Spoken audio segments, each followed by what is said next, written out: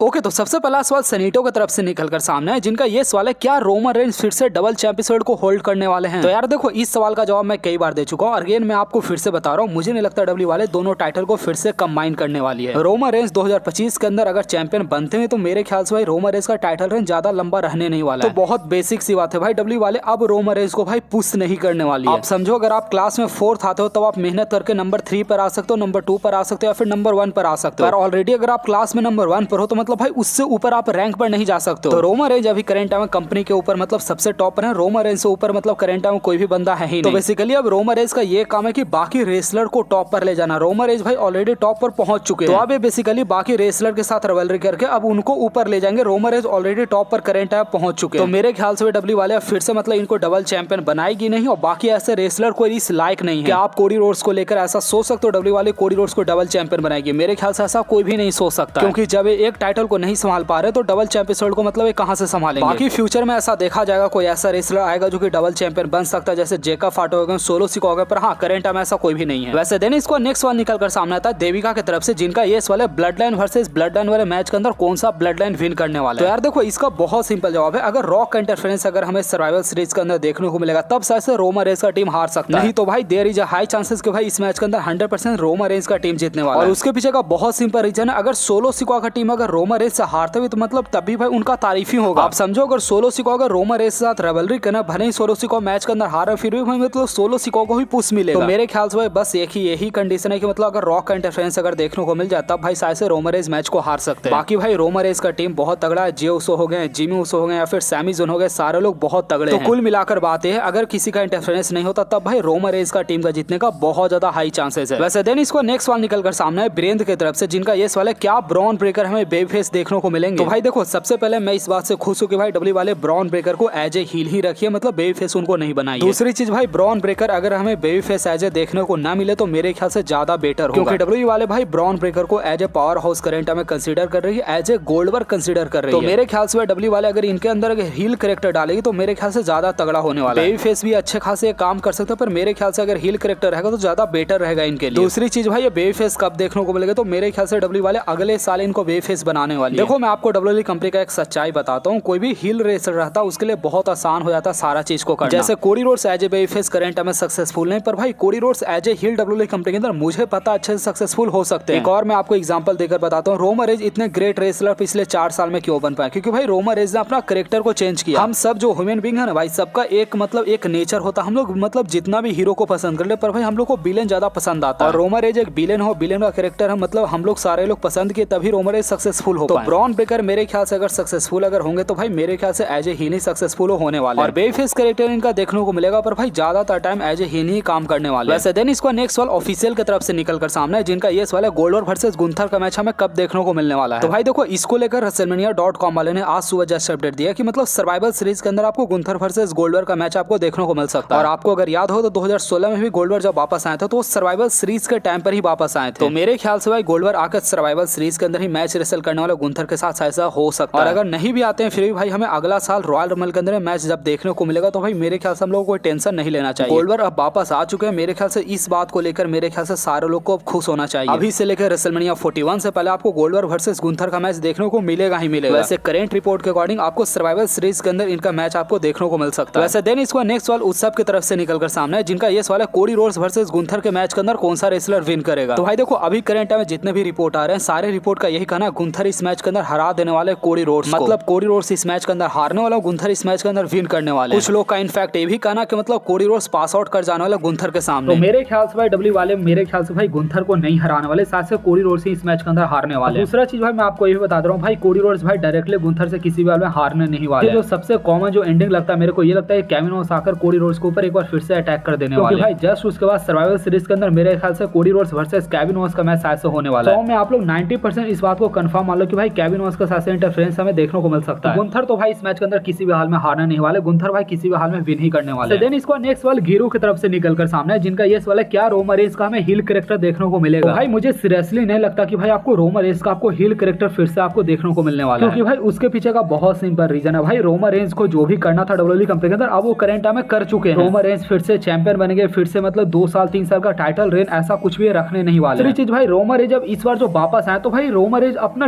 Different वाला character लेकर आए हैं। जो रोमन रेंस का कैरेक्टर है ना ही हील कैरेक्टर है ना ही मतलब baby face character. Roman Reigns का भाई करंट टाइम में एक डिफरेंट कैरेक्टर है जहां भाई स्टीलो ऑडियंस को एक्नॉलेज करने के लिए बोल रहे हैं। रोमन रेंस का जो करंट टाइम में कैरेक्टर ना ही ये कैरेक्टर मतलब प्रॉपर हील है ना ही ये प्रॉपर मतलब बेबी फेस है। रोमन रेंस पहले अपने भाई जिमी ऊसो को जरा सा भी वैल्यू नहीं देते थे, पर भाई वो करंट टाइम अपने भाई को वैल्यू देना शुरू कर चुके हैं। साथ ही साथ कोडी रोड्स जो कि उनका दुश्मन है भाई, कोडी रोड्स को जरा सा भी वैल्यू नहीं दे रहे, मतलब कोडी रोड्स को लिटरली इग्नोर कर रहे हैं। जो दुश्मन है उसको दुश्मन मान रहे हैं, जो दोस्त है उसको मतलब वो दोस्त मान रहे हैं। तो मेरे ख्याल से भाई रोमन रेंस का आपको यही कैरेक्टर आपको हमेशा देखने को मिलेगा, एक एटीट्यूड वाला कैरेक्टर। और प्रॉपर भाई हील कैरेक्टर आपको रोमन रेंस का कभी देखने को नहीं मिलेगा। फालतू में रेसलर को मार रहे हैं, पिटवा रहे हैं, पहले जैसा करते थे ऐसा कभी आपको देखने को शायद से नहीं मिलेगा। तो रोमन रेंस का आपको पल्टन ही ब्लडन वाला फिर से देखने को नहीं मिलेगा, सिर्फ सर्वाइवल सीरीज तक ही रहने वाला है। वैसे देन इसका नेक्स्ट वाल निकल कर सामने है सुप्रिया की तरफ से, जिनका ये सवाल है क्या जे उसो अगले वीक अपना एपिसोड को हारने वाले हैं ब्रॉन ब्रेकर से। तो भाई इसका जवाब है ना, जे उसो भाई किसी भी हाल में ब्रॉन ब्रेकर से एपिसोड को भाई हारने नहीं वाले। तो उसके पीछे का एक नहीं, मैं आपको बहुत सारा मैं आपको सटीक रीजन बताता हूँ। देखो सबसे पहले भाई ब्रॉन ब्रेकर जो है, अगर आपको याद हो एक हफ्ता पहले ब्रॉन ब्रेकर जो है गुंथर के टाइटल की तरफ वो देखे थे। तो ब्रॉन ब्रेकर बेसिकली जे उसो से इसलिए टाइटल हारे थे ताकि भाई मतलब ब्रॉन ब्रेकर आगे जा सके। दूसरी चीज भाई अगर जे उसो को अगर टाइटल अगर हारना होगा तो भाई जे उसो जाकर डोमिनिक मिस्टेरियो से हारेंगे भाई, मतलब ब्रॉन ब्रेकर से वापस क्यों हारेंगे। तो अगर नेक्स्ट अगर इंटरकॉन्टिनेंटल चैंपियन अगर कोई बनेगा भाई तो मेरे ख्याल से डोम बनने वाले, मतलब भाई ब्रॉन ब्रेकर वापस से नहीं बनने वाले हैं। तो भाई मुझे नहीं पता अगला वीक मैच के अंदर क्या होने वाला है, जिमी ऊसो क्या मतलब मंडे नाइट रॉ पर आकर जे ऊसो का मदद करने वाले, मुझे कुछ भी नहीं पता। भाई एक चीज मुझे पता है भाई जे ऊसो किसी भी हाल में टाइटल को हारने नहीं वाले अगले मंडे नाइट रॉ के ऊपर। वैसे देन इसको नेक्स्ट वाला ऑफिशियल की तरफ से निकल कर सामने है, जिनका ये सवाल है क्या रैंडी ऑर्टन का हमें हिल्टन देखने को मिलेगा। तो यार देखो मैं आपको सही बता रहा हूँ भाई, रैंडी ऑर्टन का करंट टाइम भाई जिस तरीके से होलिया है भाई, मुझे नहीं लगता भाई रैंडी ऑर्टन हिल्टन करके भी कुछ उखाड़ सकते हैं। पूरे 2024 के अंदर हमें जितने भी पीपीवी देखने को मिले सारे पीपीवी के अंदर रैंडी ऑर्टन हारे, और अगला साल जस्ट रेसलमेनिया 41 होने वाला। तो क्या आपको लगता है रैंडी ऑर्टन डब्ल्यूडब्ल्यूई चैंपियन बन जाएंगे कोडी रोड्स को हराकर? आप सपोज दैट आप ये समझो कि अगर रैंडी ऑर्टन हिल्टन करते हैं इनका मैच अगर कोडी रोड्स के साथ होता भी, तब भी मेरे ख्याल से भाई कोई फायदा होने नहीं वाला। रैंडी ऑर्टन का आपको डेफिनेटली हिल्टन आपको देखने को मिलेगा, जो कि आपको अगला साल देखने को मिलने वाला है। मेरे ख्याल से रैंडी ऑर्टन के हाथ में उसके कारण कोई टाइटल वगैरह आने नहीं वाला। हो सकता है Randy Orton Hilton John Cena को ऊपर कर ले, क्योंकि Randy Orton versus John Cena का मैच मतलब रेसलमेनिया के अंदर होने वाला है। बाकी भाई इनका कहानी साफ रहने वाला, अगर ये चैंपियन बन भी जाते तब भी मेरे ख्याल से चैंपियनशिप विन नहीं करने वाला। वैसे देन इसको नेक्स्ट सवाल निकल कर सामने उत्सव की तरफ से, जिनका ये सवाल है क्या कोडी रोड्स का हमें हिल्टन देखने को मिलेगा। तो भाई देखो मेरे ख्याल से भाई कोडी रोड्स भाई अपना शायद से हिल्टन करने वाले। इसके पीछे का मैं आपको 4-5 में आपको बहुत सटीक रीजन बताता हूँ। सबसे पहला रीजन भाई Cody Rhodes as a baby face character भाई करंट टाइम फेल हो चुके, इसलिए डब्ल्यू वाले भाई as a heel up current time में ट्राई करेंगे। दूसरा रीजन भाई Cody Rhodes as a champion भी करंट टाइम फेल हो चुके हैं as a baby face character, तो इसलिए मतलब अपना हील कैरेक्टर के साथ टाइटल रेन को कंटिन्यू कर सकते हैं। कोडी रोड्स अगर करंट टाइम अपना अगर हिल्टन कर लेते तब मेरे ख्याल से भाई ज्यादा लोग इनको एंजॉय करें, इनका टाइटल रेन को ज्यादा एंजॉय करेंगे। तीसरी चीज भाई करंट टाइम में कोई भी ऐसा रेसलर नहीं जो कि मतलब भाई करंट टाइम में कोडी रोड्स का तारीफ कर रहा है। मैंने रिकी सी का कल ही इंटरव्यू देखा, रिकी सी कल के दिन क्या बोले कि मैं कोडी रोड्स को एज ए चैंपियन मैं सिर्फ